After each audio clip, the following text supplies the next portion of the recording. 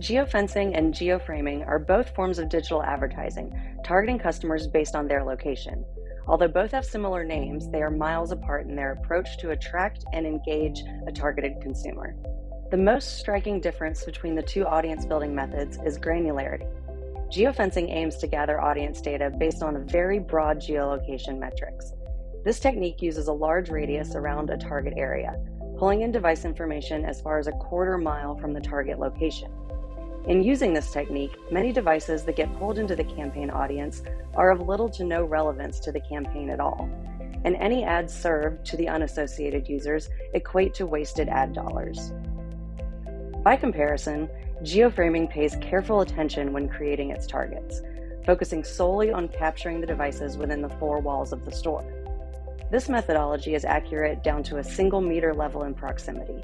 Additionally, part of Esquire's methodology in its geoframing process uses a series of quality checks to identify and remove devices belonging to employees of the store, further enhancing the reliability of the audience data. Unlike the conventional digital tracking methods of the last 20 years, which requires users to have interacted with your business online before you can target them with ads, geoframing generates audiences based solely on offline behaviors. We monitor consumers in your market while they are out shopping and form audiences based on their real-time decisions.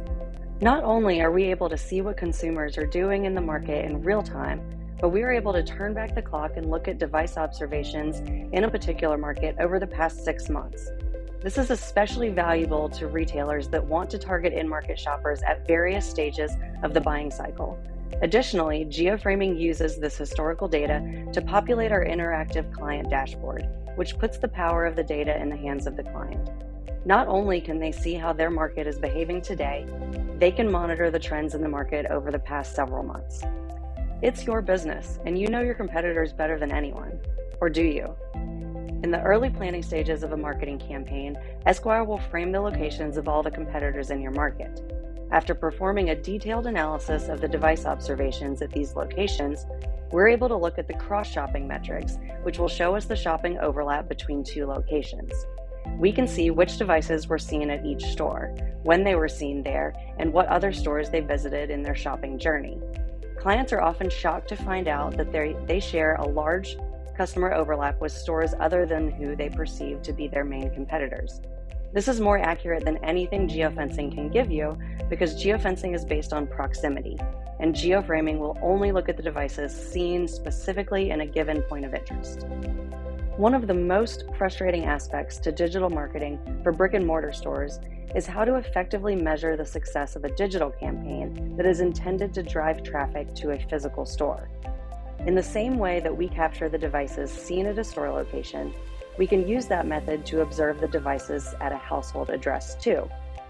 Once you capture a customer's address and enter it into your CRM, we can take that data and use it to observe all the devices in their home.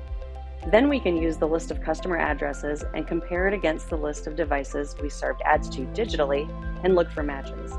This attribution method is what we refer to as a matchback analysis.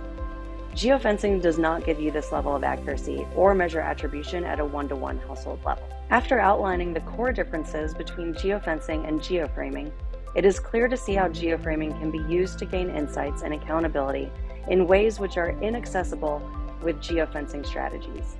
This approach is not only more accurate at isolating audiences and determining core demographics, it also results in higher overall campaign performance when measuring dollar to dollar your return on investment. We firmly believe in giving you as much visibility as possible, and that is precisely why we developed the geoframing methodology.